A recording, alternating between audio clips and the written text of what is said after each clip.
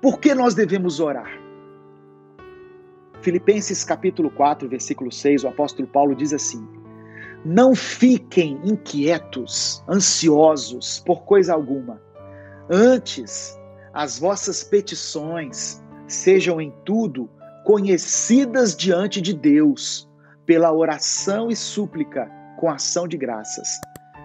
Então, por que devemos orar? Porque nós somos ansiosos, nós somos inquietos em relação aos nossos problemas, ao dia de amanhã. Como é que vai ser? Meu Deus, essa crise, como é que eu vou sobreviver? Como é que eu vou trabalhar? Então, por causa da nossa condição humana, é que nós devemos orar. Porque se nós formos absorver os problemas pelos quais nós passamos, os problemas que nós enfrentamos na família, nós vamos pirar, nós vamos enlouquecer. Mas nós, no momento da oração, estamos nos lembrando de que servimos a um Deus que tem poder sobre todas as coisas. Então, se existe uma situação que está me tirando a paz, que está me tirando o sono, eu devo apresentá-la diante de Deus. É isso. Deus já sabe tudo o que nós precisamos e o que é melhor para nós. Mas a Bíblia nos orienta a orar, porque há poder na oração. Olha o que Tiago escreveu no capítulo 5, o apóstolo Tiago, no capítulo 5, do verso 13 ao verso 16. Ele disse assim, olha, Tiago 5, do 13 ao 16. Entre vocês, há alguém que está sofrendo? Que ele ore. Há alguém que se sente feliz? Que ele cante louvores. Tá vendo? Tem alguém sofrendo? Ora. Entre vocês está alguém doente? Que ele mande chamar os presbíteros da igreja, os líderes da igreja, para que eles orem sobre ele e o unjam com óleo em nome do Senhor. Aqui fala, né, da autoridade que está sobre a igreja. Tá vendo? Os líderes da igreja. Você é a igreja. Mas tem pessoas na igreja que são delegadas por Deus para determinadas funções. E aqui Tiago fala especificamente dos presbíteros, dos líderes, para que eles orem sobre o doente e o unjam com óleo em nome do Senhor. E a oração feita com fé curará o doente. O Senhor o levantará. E se houver cometido pecados, ele será perdoado. E aí o verso 16 diz assim: portanto, confessem os seus pecados uns aos outros e orem uns pelos outros para serem curados. A oração de um justo é poderosa e eficaz. Quem são os justos? Aqueles que entregaram a sua vida a Cristo. Aqueles que consagraram a sua vida a Deus. Aqueles que tiveram seus pecados perdoados, que passaram pelo arrependimento e que tiveram seus pecados perdoados e foram lavados e remidos no sangue de Jesus. Esses, aos olhos de Deus, são justos. Outra coisa, qual o lugar certo para orar? Eu tenho que ir para a igreja para orar? Tem gente desesperada aí para abrir a igreja para o cara ir para lá orar. Irmãos, não existe um lugar certo para orar. A igreja é o local onde nós nos reunimos. O templo, que a igreja somos nós. O templo é o local onde nós nos reunimos. E é bom ter comunhão com os irmãos e tal, mas não neste momento. Não é necessário ir até a igreja para orar nesse momento. Como eu falei, qual o lugar certo para orar? Se fosse perguntar para Jesus, ele falou, no quarto. Aí. Se nós perguntássemos para Jesus hoje, Jesus, qual o lugar certo para orar? Ele diria, no quarto. Mas ele também escreveu outras coisas aqui. Sabe por quê? Porque antes era costume do povo judeu ir para o templo orar, ir para o monte, não é pecado ir para o monte, ir para a sinagoga, e nós trouxemos esse costume de que tem um lugar certo para orar.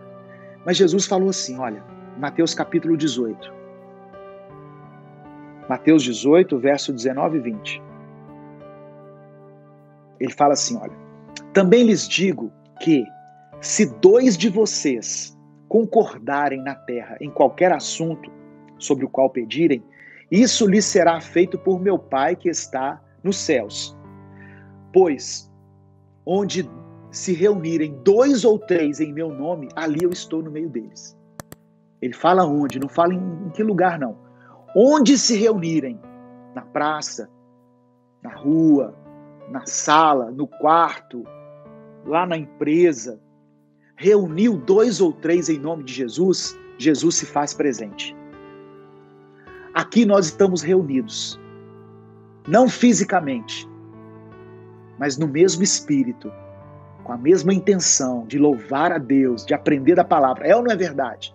Você aí na sua casa, no seu estado, no seu país, eu aqui em Belo Horizonte, Minas Gerais, Brasil. Mas nós estamos reunidos em nome de quem? De Jesus. Se 2 ou 3 se reunirem em meu nome, eu estarei ali no meio.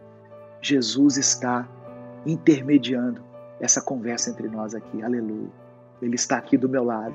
Ele está aí do seu lado. Eu tenho falado que mesmo com cultos online, nós podemos ter experiências tremendas com Deus. Fantásticas. Olha essa palavra, irmãos. Olha como essa palavra falou ao meu coração. Ensinamento simples de escola dominical. Mas como é bom rever essas coisas. Como é bom reaprender essas coisas. Em nome de quem nós devemos orar? Em nome de quem devemos orar? A quem devemos dirigir a nossa oração? João capítulo 14, verso 13 e 14. João 14, verso 13 e 14. Diz assim, olha, Jesus falando, tá? Isso é Jesus, as palavras dele. Isso está na Bíblia evangélica, católica, espírita, as palavras de Jesus. E eu farei o que vocês pedirem em meu nome, para que o Pai seja glorificado no Filho.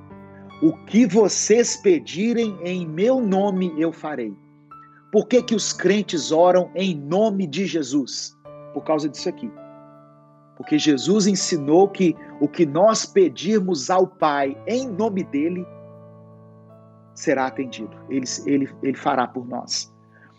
Ele ratifica, ele reafirma esse princípio em João capítulo 16, uma verdade bíblica, geralmente ela é respaldada por outras passagens.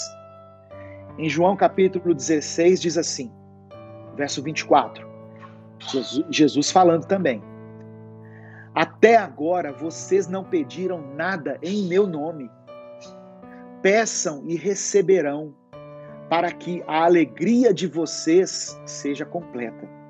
Até agora vocês não pediram nada em meu nome. Talvez você venha de uma tradição onde foi ensinado a você pedir em nome de outras pessoas. Eu vim dessa tradição. Para cada causa havia um santo, havia uma pessoa. Mas Jesus está dizendo para pedir em nome dele. Nós não precisamos de nenhum outro mediador, intermediário, que não seja Cristo. Por que nós oramos em nome de Jesus? Porque nós somos pecadores. Romanos capítulo 3, verso 23 diz que todos pecaram. Todos que nasceram aqui na terra pecaram. Da pessoa mais santa que você conhece, até o mais pecador, todos pecaram.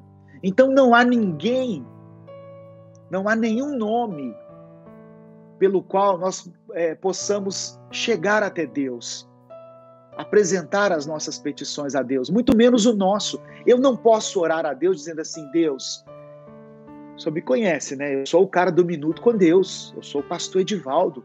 Olha o tanto de coisa boa que eu faço, Jesus. Olha as mensagens que eu coloco todo dia na internet. Deus vai olhar para mim e vai dizer assim, você é pecador.